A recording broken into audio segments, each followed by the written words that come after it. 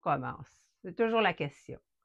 Ah, les étudiants, souvent, je les vois bien réussir, mais l'incertitude qu'ils vivent, c'est surtout, mais je ne sais pas où commencer puis comment procéder. Ben, avec cette œuvre ici, elle a bien été aimée, puis j'ai décidé que j'étais pour la refaire à cause d'une de mes étudiantes qui dit je veux la créer celle-ci.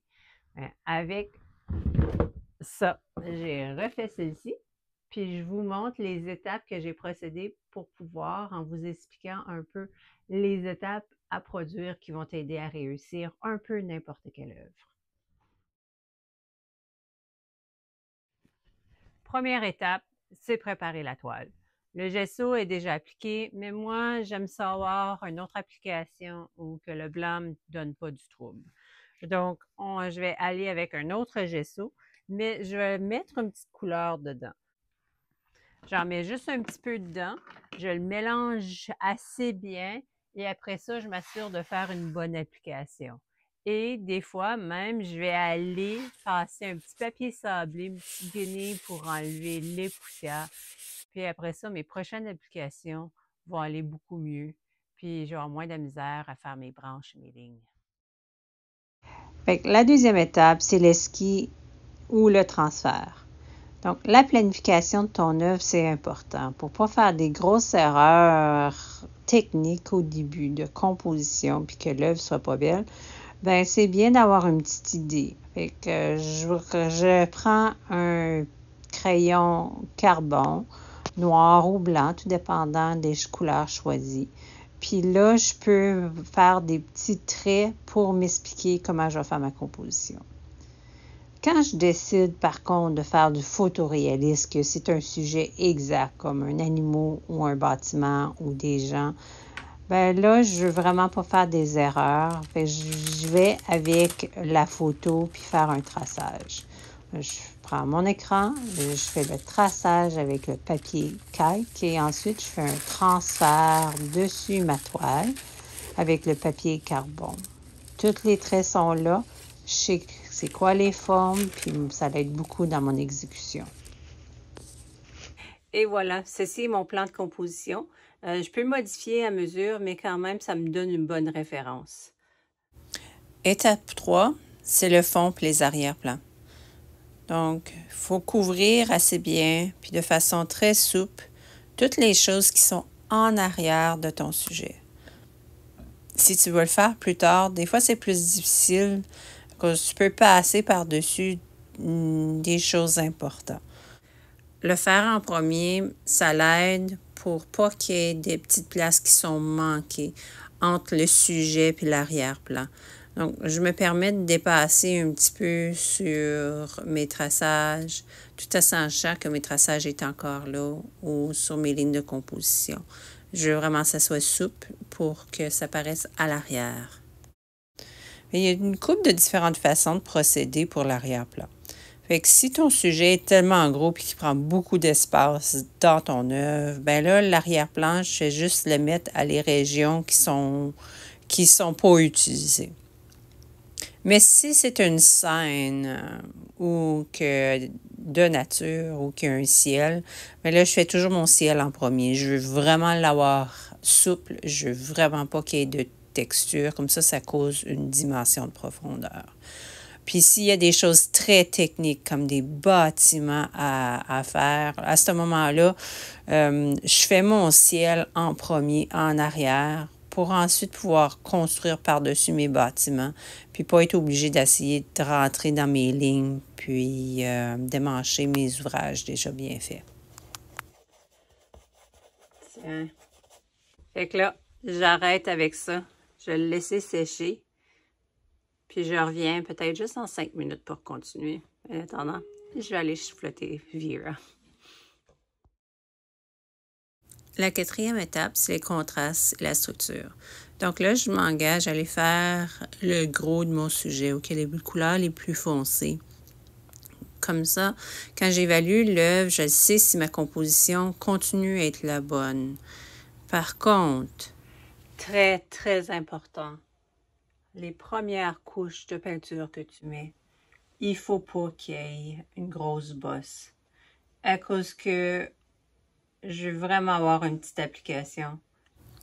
Après que j'ai fait ma petite application, puis toutes mes couleurs les plus foncées, je vais pouvoir vraiment regarder en globalité, voir si mon œuvre fonctionne, si j'ai besoin de changer. Puis je le sais bien trop que je vais devoir réappliquer de la peinture là-dessus. Surtout c'est les couleurs les plus foncées, ça prend plus qu'une couche. L'étape 5, c'est les gros détails et l'équilibre. Cette étape-là, elle est une étape qui est très longue, mais qui est très importante. Il faut remplir tout partout où il devrait avoir de la peinture. Il faut toujours analyser si tu la bonne forme, si tu la bonne structure. Les couleurs, on ne s'inquiète pas trop, c'est vraiment... Il faut penser au coup de pinceau, il faut penser à la forme de ton sujet pour vraiment créer la bonne structure de base. Cette partie-là, je la trouve des fois la plus difficile. On a tout le temps le désir d'aller tout de suite dans un détail quand c'est excitant. Puis même des fois, je l'appelle la période lette. C'est les couleurs en arrière, donc c'est pas aussi beau parce qu'il n'y a pas de détails. Puis c'est la période que je me décourage le plus facilement. Mais je sais que plus tard, je vais revenir dans les périodes plus amusantes. Donc il faut juste que je prenne patience, que je continue à travailler. Puis je regarde vraiment en globalité si la structure est bonne. Puis reculer souvent ton sujet pour l'analyser en globalité, ça m'aide à la place de rentrer vraiment des petits détails. Étape 6, c'est de rehausser les couleurs. Donc, je considère voir comment que mes formes sont. J'améliore les couleurs. Je donne des deuxièmes couches à des places que mes couleurs ne sont pas les bonnes. Je continue à faire la structure de mes formes. Donc, plus dans les détails, mais tout en sachant que je vais retourner plus tard pour aller encore plus dans les petits détails. Puis, je continue toujours à réévaluer constamment, est-ce que ma forme, elle est bonne? Est-ce que ma composition, elle est bonne? Qu'est-ce que je dois changer pour améliorer? Qu'est-ce que je dois rehausser davantage? Donc, c'est vraiment de pousser, de tirer les couleurs, de les pousser à leur maximum, de rendre certaines couleurs moins vibrantes, d'autres plus vibrantes.